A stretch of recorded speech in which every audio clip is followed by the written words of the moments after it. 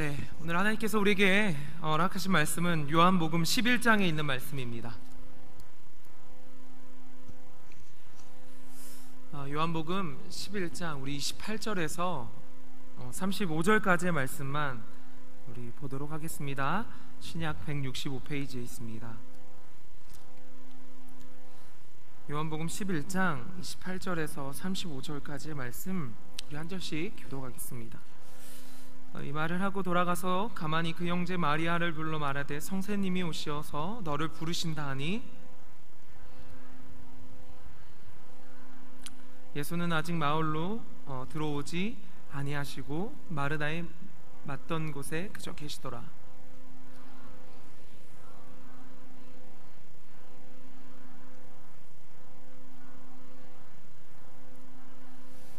마리아가 예수 계신 곳에 와서 보이고 그 발 앞에 엎드려 가로되 주께서 여기 계셨다면 내 오라비가 죽지 아니하였겠나이다 하더라.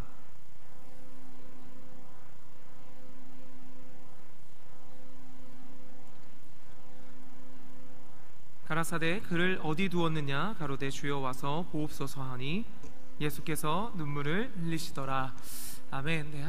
제가 이전에 청소년 사역을 할 때 성도님들이 공동적으로 저에게 하시는 말씀이 있었습니다.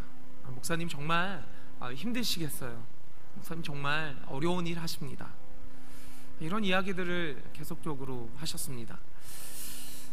사실 청소년들이 일으키는 사고는 언제나 있고 또한 그것들은 조금 지나면 익숙하게 느껴지는 것들이라고 생각합니다.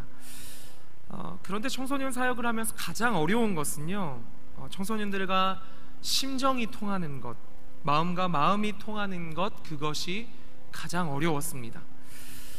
그래서 청소년 사역에 있어서 청년들도 뿐만 아니지만 최우선 과제는 청소년들에게 우리가 되는 것입니다. 기존 세대처럼 그냥 그들이 될 때 청소년 사역은 도저히 그 이후로 진행될 수가 없었습니다. 그래서 제가 청소년들에게 그들이 아니라 우리가 되기 위해서 그들의 문화 가운데 들어가기 위해서 굉장히 노력을 많이 했었는데요, 그 가운데 가장 많이 노력했던 것이 바로 언어였습니다. 여러분 혹시 SC라고 아십니까? SC 뭐죠? 제일은행 이런 건 아니죠. 네. SC는 청소년들 사이에서 강한 척, 허세 부릴 때, 센 척한다 라고 할 때 SC라고 이야기합니다. 만약에 집에 청소년 자녀들이 있다면 청소년 아들이 집에 들어와서 가방을 내던지면서 엄마 나왔어 그러면 자연스럽게 웬 SC? 하면 자동적으로 해결되는 화목한 가정 되겠습니다. 청소년들이 용어를 사용할 때 조금 다른 것을 알 수 있습니다. 관심 있는 이성에 대해서도 다르게 표현하죠. 예전에는 내가 널 좋아해 이렇게 표현했으면 되는데 요즘에는 좋아하는 남자 여자를 다르게 이야기합니다. 썸남 썸녀라고 들어보셨습니까? something이라는 영어와 남자와 여자라는 한자를 붙여서 썸남은 자기가 좋아하는 남자, 썸녀는 자기가 좋아하는 여자, 이런 연애를 가리켜 썸탄다 라고 이야기를 하는 게 청소년들의 용어입니다. 오늘 설교 용어도 굉장히 조금 낯선 것 같아서 제가 이렇게 장하게 설명을 드립니다. 제가 오늘 원래 지금 이끌리는 인생이라는 제목으로 말씀을 전하지만 원래 선톡하는 초보, 기다리는 고수라는 말씀을 원래 잡았습니다. 여러분 선톡이라는 게 뭔지 아십니까? 제가 계속 처음부터 어려운 질문을 계속 하고 있는데 선톡이라는 것은 우리가 흔히 사용하는 이 카카오톡에 먼저 이렇게 톡을 보내는 것을 의미합니다. 참 이것을 풀어서 설명하는 게 웃기지만 선톡이라는 것은 먼저 내가 참지 못하고 내가 먼저 반응하는 것, 그것을 선톡이라는 것이라고 표현하죠. 기다리지 못하고 조급한 모습을 보이는 것을 선톡이라고 이야기합니다. 우리가 신앙생활 할 때도요, 이 선톡하는 신앙생활, 선톡할 때가, 하나님 앞에 선톡할 때가 굉장히 많다라는 것을 설명하기 위해서 제가 설명하는 것입니다. 하나님의 방법과 때를 우리가 기다리지 못하는 거죠. 우리가 지금 이렇게 금요 예배 나와서 하나님께 예배 드린다라는 것이 여러분 뭐라고 생각하십니까? 저는 하나님 앞에 선톡하지 않겠다라는 결단을 하는 것이 바로 오늘 이 예배의 시간이라고 생각합니다. 하나님, 내가 선톡하지 않고 하나님의 뜻을 분별하고 하나님의 뜻을 기다리겠다라고 기도하는 시간이 바로 오늘 이 예배의 시간이죠. 그렇다면 저는 오늘 이 예배를 통해서 어떻게 우리가 하나님 앞에서 선톡하지 않고 하나님 앞에 먼저 내 뜻과 내 마음 그것을 고집하지 않고 하나님의 뜻을 기다리면서 하나님의 방법으로 살아갈 수 있는지 말씀을 통해서 세 가지만 좀 정의해 보도록 하려고 합니다. 먼저 첫 번째입니다.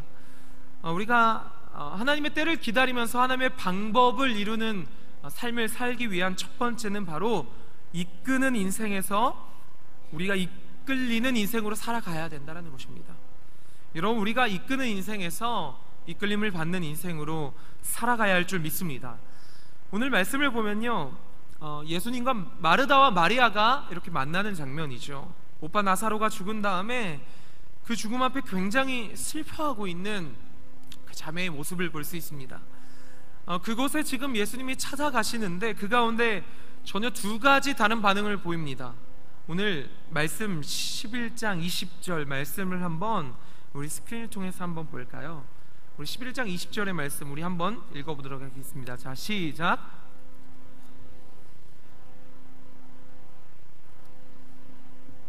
아멘. 자, 오늘 말씀 20절을 보면요, 마르다는 예수님이 오신다는 소식을 듣자마자 느끼자마자 그대로 예수님께 나아가고 있는 모습을 보입니다. 그런데 그 가운데서 마리아는 지금 어떤 모습을 취하고 있나요? 마리아는 집에 앉았더라라고 이야기합니다. 지금 예수님 앞에 두 가지 다른 반응을 보이고 있는 거죠. 마르다는요, 주님 오셨을 때 기다리지는 않았습니다. 조금도 지체함 없이 예수님 앞에 달려나갑니다. 자신의 방법으로 자신이 느끼는 대로 행동했지만 실제 마르다가 실제로 느끼는 감정이 무엇이냐? 지금 자신의 삶에서요, 오빠 나사로가 죽은 그것이요 해석이 되지 않는 겁니다. 기다림 없이 자신이 무엇인가 자신의 인생을 이끌고 또 견인하고 책임져 가야 하는 삶을 지금 마르다는 살고 있었다라는 거예요. 그런데 반대로 마리아를 보면요, 집에 그대로 앉아 있었습니다. 마리아는 집에서 예수님을요 묵묵히 기다리고 있습니다. 예수님이 뒤에 보면 말씀을 보면 오라고 말씀하시기 전까지 그 자리 가운데서 또 생각하고 또 묵상하며 자신의 영적인 골방 안에서 들어가 예수님을 기다리는 모습을 우리는 발견하게 되는 것이죠. 근데 그 가운데 곧 이후에 28절이 예수님께서 그녀를 부르시는 겁니다. 자신의 때가 아니라 하나님의 때가 되었을 때 마리아를 부르시고 계시는 거죠. 그 마리아가 그 이후에 예수님을 데리고 나사로가 죽은 무덤가에 갔으며 오빠가 살아나는 장면을 보게 되는 것입니다.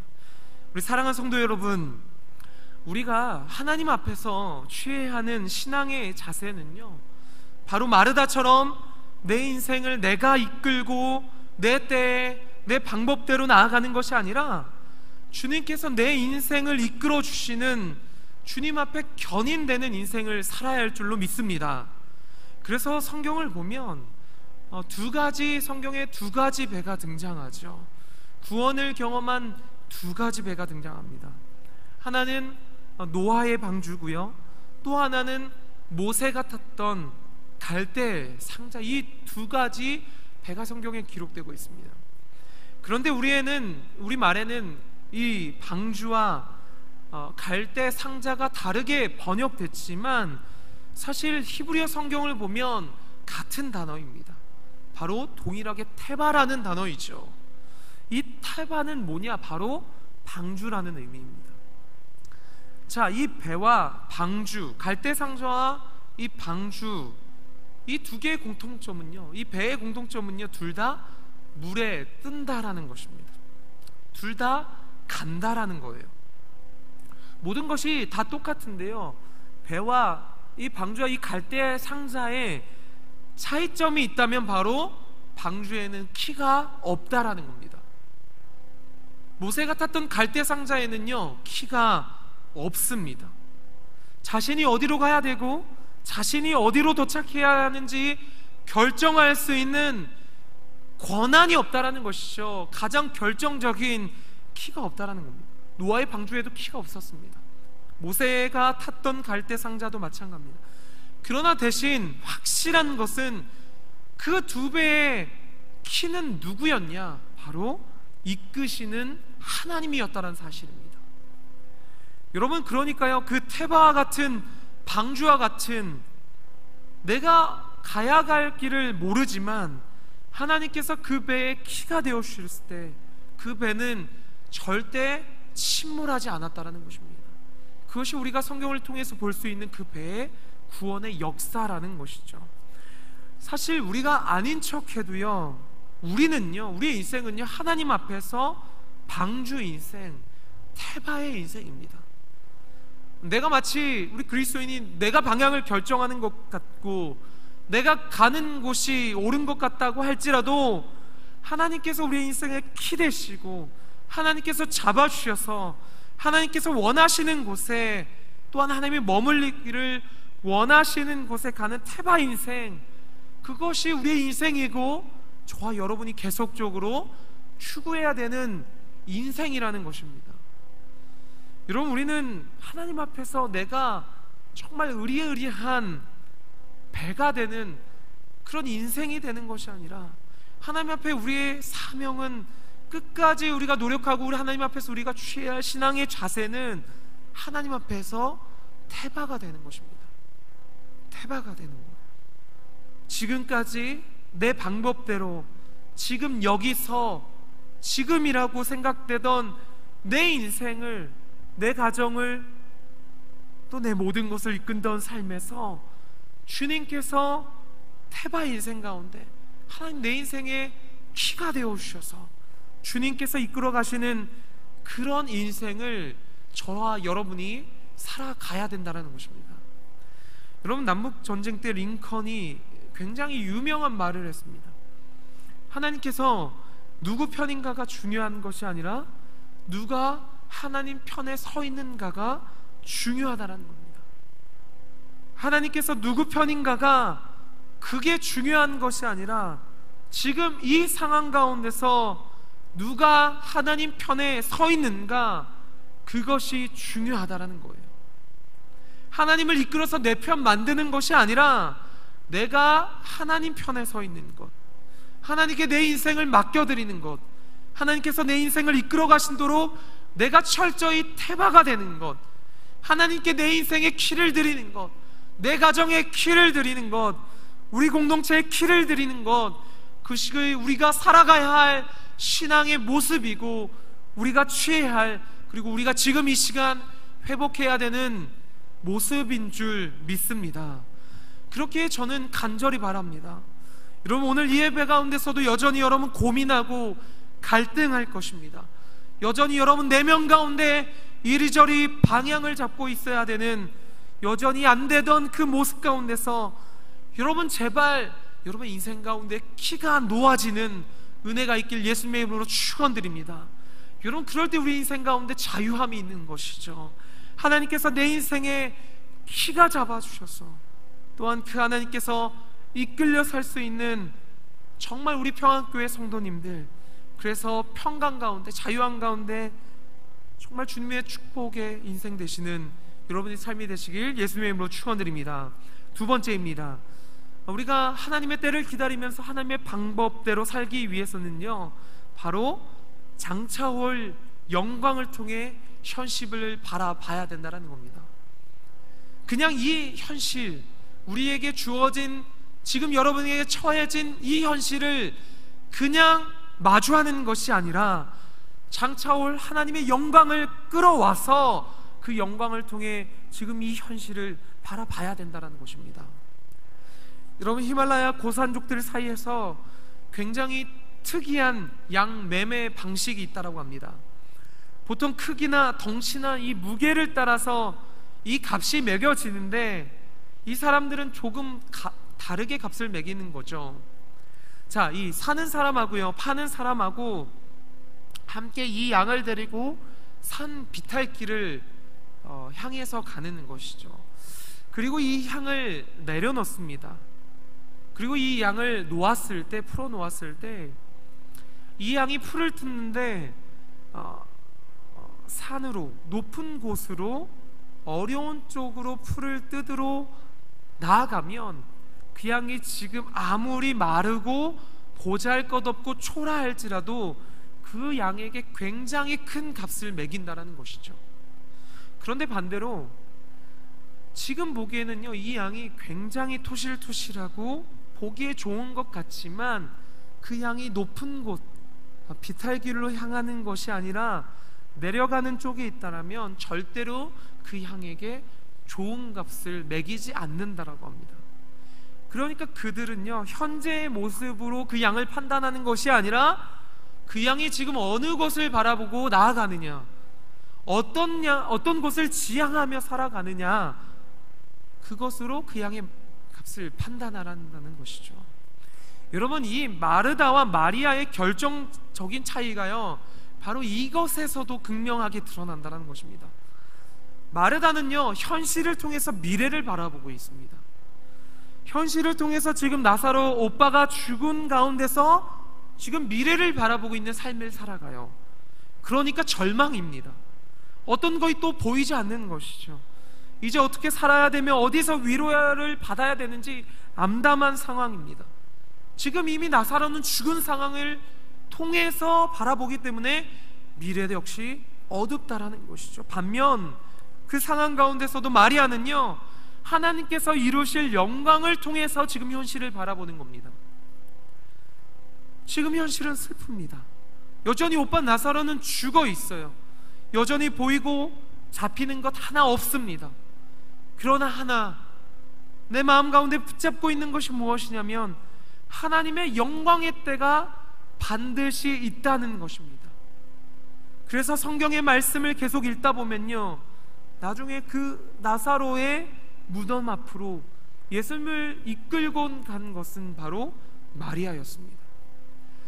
지금 마리아는 지금 오빠가 죽고 오빠가 세상을 떠나 아무것도 보이지 않는데 그 영광스러운 나를 바라봤습니다. 그러니까요, 지금 이 상황이 슬프기는 하고 절망스럽기는 하지만 지금 이 상황이야말로 하나님께서 일하시기에 가장 적절한, 하나님이 일하시기에 가장 최적화된 자리라고 고백하며 예수님과 함께 그 자리로 나아갈 수 있었다라는 것입니다. 청년 사역을 하다 보면요, 우리 청년들이요, 마르다와 같은 사고방식 가운데 빠져들 때가 많습니다. 우리 청년들이요, 지금 처해 있는 현실을 통해 동일하게 미래를 바라보는 거예요. 내게 주어진 현실은 어둡습니다. 그러니까 앞으로의 미래 역시 희망이 보이지다 않는다라고 우리 청년들이 고백합니다. 그러면 청년들에게 이렇게 도전하고 말하고 있습니다. 우리의 이 청년의 때 인생은 학벌 싸움이 아니라는 겁니다. 어떤 능력의 싸움과 스펙의 싸움이 아니라는 거예요. 신앙생활 역시 우리가 살아가는 그 인생의 탁월한 인생을 살고 마느냐의 승패는 저는 관점 싸움이라고 생각합니다. 내가 어떤 관점을 가지고 살아가느냐, 내 가운데, 내 삶 가운데 하나님이 살아계셔서 여전히 지금뿐만 아니라 미래까지도 내 삶을 책임지실 그 하나님을 바라보며 살아가는가, 그 관점에 따라 우리의 인생이 달라지는 줄 믿습니다. 여러분, 내 현재를 통해서 미래를 보면요, 여전히 나사로는 죽어 있습니다. 내 상황은 끝난 것 같아요. 그러나 역사하시는 하나님이, 나와 여전히 함께 하시는 하나님을 믿으면요, 나사로는 지금 자는 것입니다. 여러분, 이런 믿음 갖고 우리가 신앙생활 해야 되는 것 아닙니까? 여러분, 이런 재해석의 관점을 가지고 우리가 살아가야 된다는 겁니다. 그래서 여러분, 우리의 인생을 결정짓는 것은 어떤 능력을 가지고 우리가 살아가는 것이 아니라, 우리의 삶에 정말 무엇을 갖고 살아가는 것이 아니라 내가 어떤 것을 바라보고 있느냐, 이 관점의 차이라는 것을 여러분 꼭 기억하셨으면 합니다. 마르다처럼 현실을 통해 미래를 볼 때 여전히 나사로는 죽어 있습니다. 여전히 무덤을 열려 있지 않고 여전히 인생은 절망적으로 수 있습니다. 그러나 하나님께서 이루실 그 영광스러운 나를 통해서 그 현장을 볼 때 그곳 가운데 나사로의 무덤 가운데 이미 주님은 가시고 계시다라는 것입니다. 사랑하는 우리 평안교회 성도 여러분, 여러분 지금 어떤 하나님을 믿고 신앙생활하고 계십니까? 여러분, 우리가 믿는 하나님은 나사로를 죽지 않게 하실 수 있을 정도의 가치는 그런 하나님이 아닙니다. 마르다가 고백한 대로 주님께서 여기에 계셨다라면 내 오라버니가 죽지 아니하였겠니다, 이렇게 고백할 수 있는 이런 작은 하나님이 아니라, 여러분, 저와 여러분이 믿는 하나님은 죽었을지라도 그 가운데서 다시 살리실 수 있는 능력의 주님인 줄 믿습니다. 그렇기에 우리에게 여전히 어려움이 있습니다. 그리하여 여러분 삶 앞에 절망적인 때가 보일 때가 많이 있습니다. 그런데도 그 가운데서도 하나님께서 내 상황과 내 뜻대로, 내 판단대로, 보이는 대로 판단하는 분이 아니라 이 상황이 내 뜻대로 되지 않도록 그것을 바꾸실 수 있는 주님을 우리가 끊임없이 고백해야 합니다. 그래서 우리가 모두 믿음으로 이 하나님, 내가 울고 있는 그곳 가운데서도 여전히 하나님의 계획을 진행하시는 그 하나님의 영광스러운 그 신실하심을 우리가 붙잡고 이 현실을 바라볼 때, 여러분, 놀라운 은혜가 이 현실 가운데서도 일어날 줄 주님의 이름으로 축원합니다. 우리 앞뒤 좌우로 한번 인사했으면 좋겠습니다. 주님이 하십니다. 인사하겠습니다.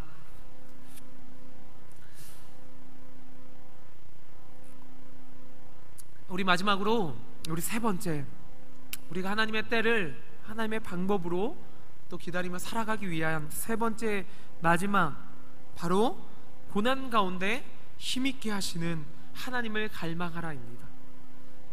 고난 가운데 힘있게 하시는 우리가 하나님을 갈망하며 살아야 된다는 것입니다. 예전에 뉴스를 보니까요, 미국 최대 성경 검색 사이트 바이블 게이트웨이라는 성경 사이트가 있습니다. 2016년도에요 사람들이 어떤 성경을 가장 많이 검색했냐 검사 그 결과를 발표했는데요, 1위가 우리가 너무나도 잘 알고 있는 요한복음 3장 16절의 말씀이었습니다. 그리고 세 번째로 많이 검색한 말씀이 빌립보서 4장 13절의 말씀이었습니다. 그런데 참 의외였던 것이 두 번째 가장 많이 검색한 결과의 말씀이 우리가 잘 잊고 사는 말씀이었는데요, 바로 에레미야 29장 11절에 있는 말씀이었습니다. 우리 한번 이 말씀 스크린을 통해서 한번 읽어볼까요? 우리 한번 읽겠습니다. 시작.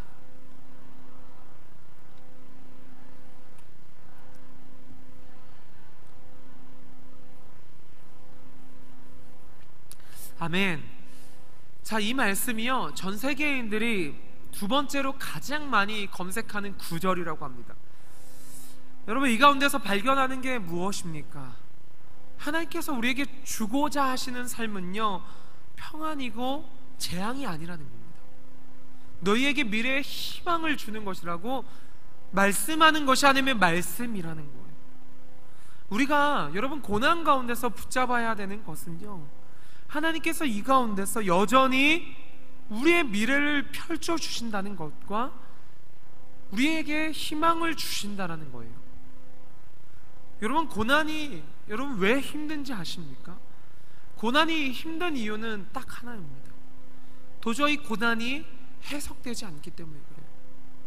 하나님 앞에, 하나님 왜요? 하나님 어떻게 해요? 이 질문에 우리가 답하기 어렵기 때문에 고난이 되는 것입니다. 그러나 확실한 것은 하나님께서 고난 가운데 여전히 우리에게 주길 원하신다는 것은요, 평안이고 또한 우리 가운데 희망을 주시기 원한다라는 것입니다. 그래서 마리아 역시 마찬가지였습니다. 이들이 이 고난 가운데서 힘들었던 것이 뭐냐? 하나님께서 평안을 주시고 미래를 열어주신다는 이것에 대한 확신이 없었기 때문에 그 고난 가운데 힘들어했다라는 것입니다. 여러분, 예수님께서는요, 이 고난 가운데 반드시 이루고자 하는 것이 있었습니다.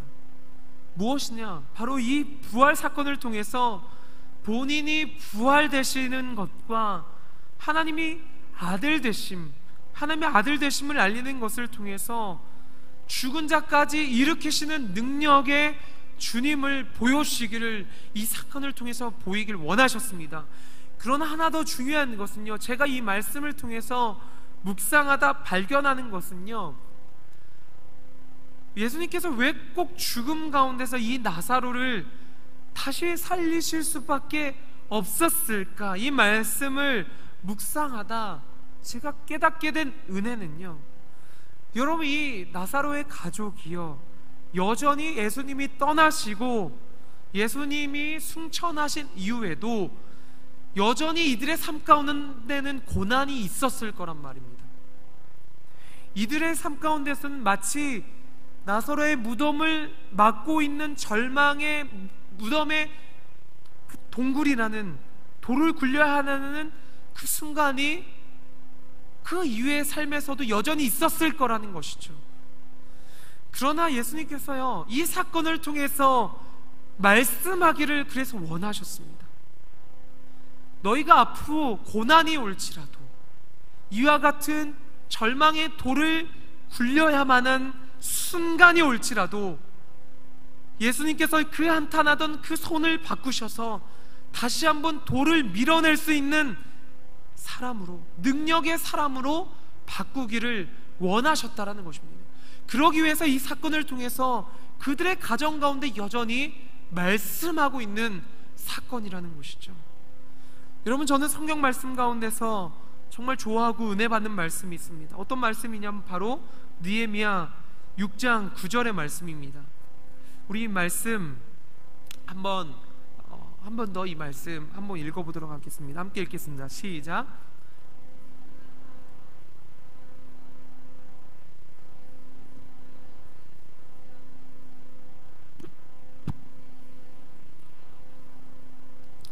자, 보십시오. 이 말씀을 보면서 참 많이 은혜를 받는데요, 이 말씀의 배경이요, 느헤미야가 열심히 성벽을 재건할 때 주변 사람들이 재건을 하지 말더라도 거짓 루머를 펼치고 좀 살해 위협을 하면서 성벽 재건을 하기 굉장히 힘든 최고의 절점의 상황에서요, 느헤미야가 지금 기도하고 있는 것이 뭡니까?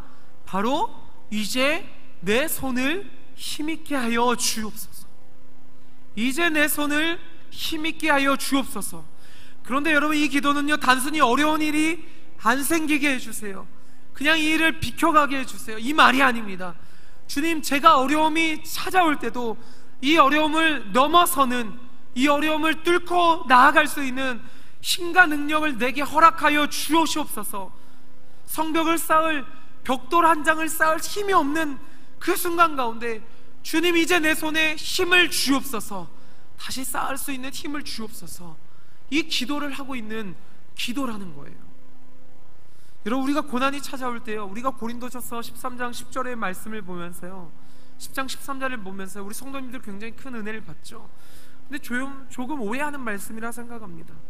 여러분, 이 스크린 통해서 이 말씀을 보십시오. 굉장히 우리가 상황이 눌리고 어려울 때 이렇게 이야기합니다. 하나님 말씀을 보면서 하나님이 피할 길을 내놓으셨어. 내가 힘들고 적들이 나를 찾을 때 하나님께서 길을 만들어 주실 거야. 하나님은 내 피난처가 되실 거라고 생각합니다. 아니요, 착각의 말씀입니다. 여러분, 오늘 성경에서 말하는 이 피할 길을 내사 너희로 능히 감당하게 하시느니란 이 말뜻은 무엇이냐면 바로 첩적 산중의 상황 가운데 있을 때, 문제가 계속 나를 에워싸고 있을 때, 도저히 어디를 봐도 이겨낼 수 있는 순간이 아닌 상황 가운데서 하나님께서는 그 가운데서 내게 힘을 주셔서 그것을 뚫고 나갈 수 있는 힘과 능력을 내게 주시사 그곳 가운데 길을 내게 하신다라는 말씀입니다. 단순히 우리에게 피할 수 있는 길을 허락하시는 것이 아니라 우리에게 힘을 주셔서 첩석 산중과 같은 그것을 뚫고 나갈 수 있는 길을 내게 하신다라는 말씀이라는 겁니다. 그런데 우리는 잊고 살죠. 주님, 이 가운데서 피하게 하여 주시옵소서. 주님, 그냥 새로운 길을 열어주시옵소서라고 기도합니다. 그것이 아닙니다. 여러분, 이 밤 우리가 기도해야 되는 것은요, 부르짖어야 되는 것은요, 주님, 절망 가운데 문제밖에 보이지 않는 상황 가운데서, 어디로 가야 할지 모르는 그 상황 가운데서, 첩적산중 가운데 에워싸여 있는 상황 가운데서 우리가 이 밤 부르짖어야 될 것은, 주님, 제게 내 손에 힘을 주옵소서. 이 상황을 뚫고 나갈 수 있는 힘과 능력을 허락하여 주시옵소서. 이 기도를 저와 여러분이 해야 되는 줄 믿습니다. 여러분, 우리가 이 시간, 이 밤 기도하면서 우리가 희망을 가질 수 있는 이유가 무엇입니까? 우리 하나님께서 우리의 연약한 손 가운데서 이제 우리의 손을 붙잡아 주시며 새롭게 하시는 주심이시기 때문에 그렇습니다. 여러분, 우리 평안교회가 이 매주 드리는 금요 예배 가운데 하나님께 예배드리고 있습니다. 여러분, 어떤 마음으로 예배하고 있습니까? 어떤 마음으로 찬양하고 있습니까? 어떤 마음으로 여러분 기도하기를 원하십니까? 여러분, 이 밤 하나님 앞에 우리 먼저 부르짖었으면 좋겠습니다. 하나님, 갈 바를 알지 못하는 상황입니다. 우리 자녀와 우리 공동체와 직장과 우리의 상황 가운데서, 그래서 주님, 우리의 손을 주님 앞에 들고 나아가오니 우리의 손에 힘을 허락하여 주시옵소서. 주님, 방향을 알려주시고 제 손에 힘을 허락하여 주시옵소서라고 할 때 우리의 손을 붙잡아 주시고 우리의 막혀있는 그 무덤의 돌을 굴릴 수 있는 힘을 주셔서 길을 만드시는 하나님을 경험하시는 저와 여러분의 인생 되시길 예수님의 이름으로 축원드립니다. 우리 시간